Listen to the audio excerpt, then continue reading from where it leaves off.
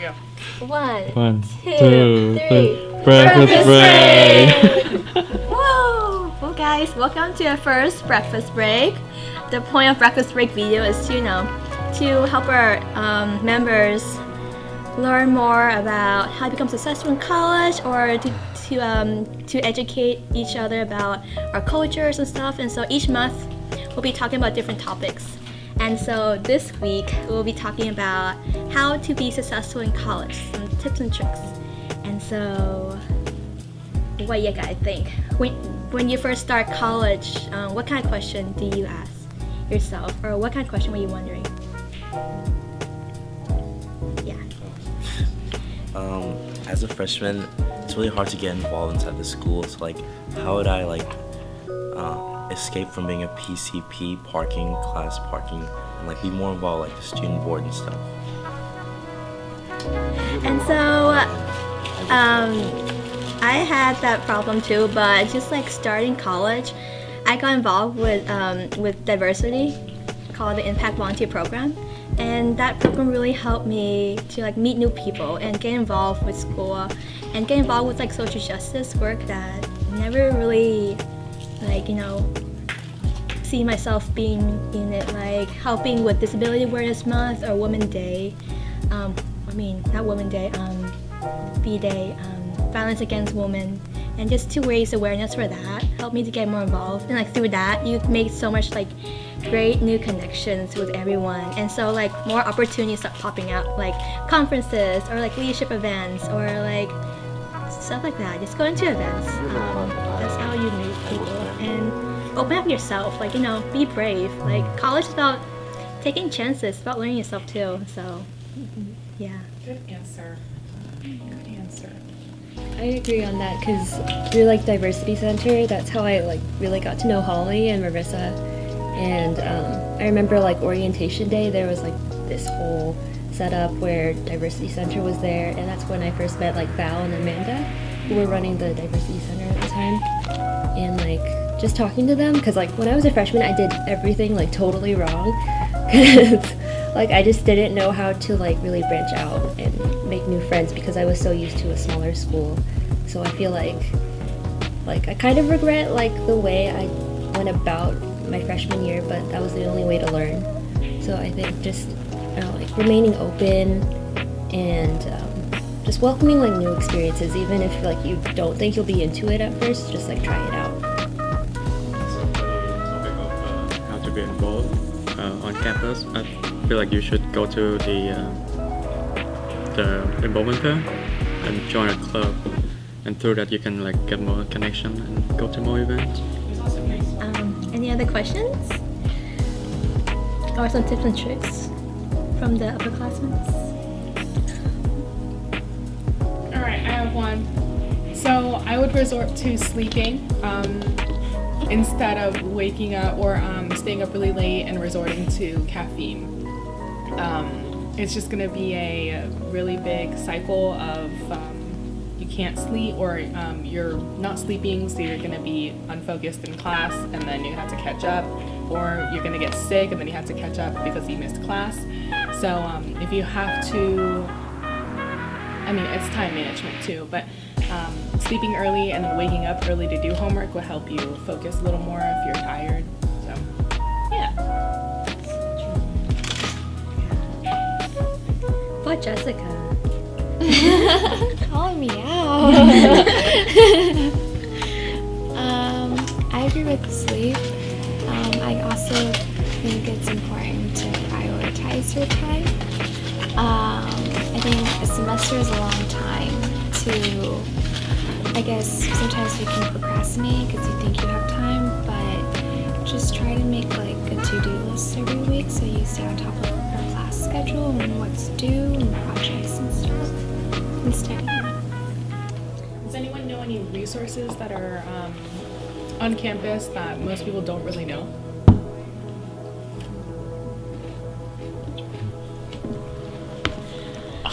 I feel a lot of people don't know about the writing center. You can go in and have people revise your paper for you, and also the quantitative Skill Center. at the undergrad is undergraduate building. It's really helpful too. I have a really basic one, but it's just like always go to class. Yeah, like that's just so important. Like it's just so it's valuable to like show up on time and start good habits, like going to class and just having like the discipline to do that, even if it's like a class you like feel like why am I taking this class? It's just so important to develop those so that by the time you're like going to apply to internships or working, like you'll know exactly like how to show up and just be disciplined and like, you know, just like stick to like, your commitments basically.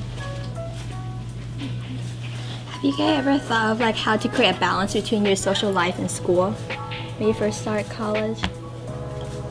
Or what are some tips and tricks on how to So I guess right now I'm working part-time at an internship, and then I'm also doing full-time school, and I'm also teaching tennis lessons, and I'm hanging out with friends. So, and I have a boyfriend too, which is very timely. So, yeah, so I would always micromanage myself. If it comes to the point of having to do an hour by hour schedule, I will do it. That's mine. And then my calendar is usually full, but I don't know, I feel like people who say they're busy aren't busy. So I don't know, you can always make time. You just have to shift things around and schedule time to study. Yeah, that's the most important. Your friends will understand too. Yeah. Like, I'm not sure if it's just me, but like in the beginning, like it's hard to motivate yourself to like, sometimes like some classes have like so much reading, but like on the tests like it doesn't even like come up, so like it's hard to motivate yourself. Like I have like East Asian history, and like my teacher is like makes us read like so much, but the test is like so relevant to the reading. It's like it's hard to like motivate yourself to read something that's not even gonna be on the test. One thing that I did to motivate myself is that I like sour candy a lot. And so like I would have like a bag of sour candy, and I would set a goal, you know, like I'm gonna read 10 pages today, and I'm going to eat my candy. And so that helps me. But with readings, you can always chunk your reading out, you know, like set a goal each day to like at least read like 2 or 3 pages, and then like throughout the week you can finish the chapter in no time. But like if you wait until like the very last minute and read like a whole chapter, then you're not able to retain as much memory as you want to as well. And if you know that your professor is not going to put it on an exam, I would just say go for the key points. Yeah. So this is kind of a bad example, but I would skim over my reading and then look at the bullet points of it, and then also where the instructor touches, and actually read those sections. Yeah. 'Cause it's a lot of miscellaneous stuff sometimes. Also, I feel like the abstract and the conclusion tell you a lot, so if you're like really crunched on time, just like glancing at those two will give you an idea. I feel like we should talk more with our professor too, because a lot of students ask of like talking to the professor, and if like you have a question, concern, anything like that you like don't know about the class, you should like go to office hours and talk to them. Like nobody go to those kind of thing, and those professors are just like sitting around waiting people to come up and talk to them. So.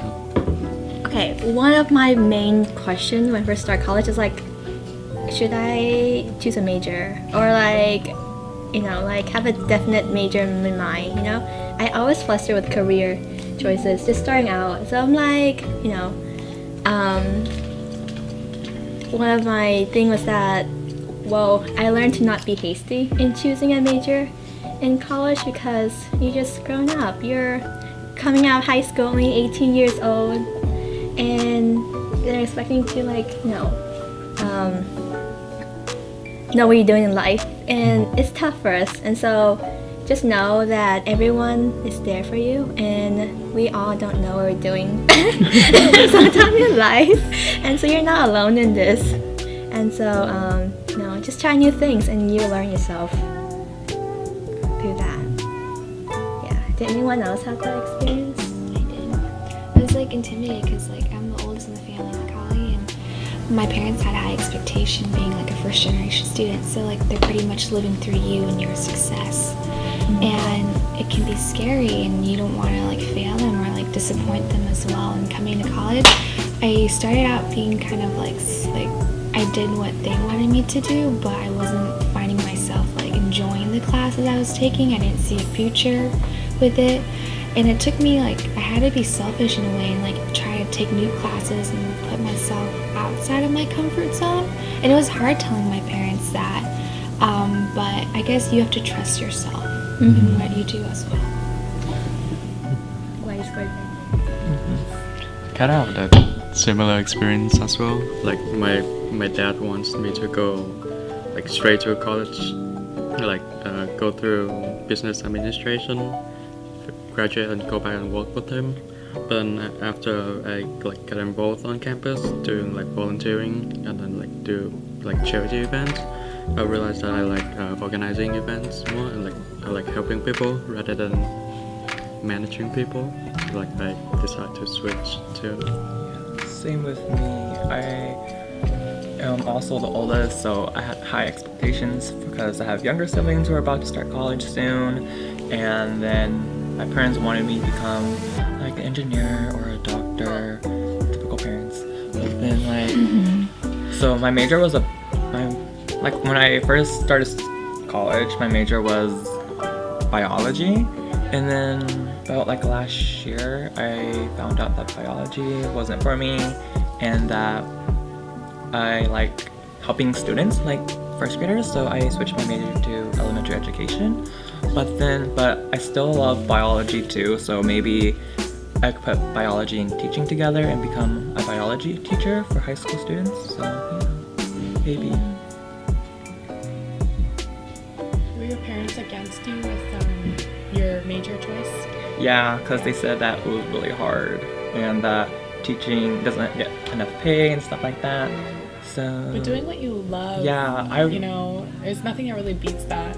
Yeah, and then like I told my mom was just always trying to tell me to go back to my major, my original major, but then I keep refusing, telling her that I don't really want to do that. Right. So she is more set on my sister than me. Yeah, that concludes our breakfast break this morning. Thank you, everyone. Yay!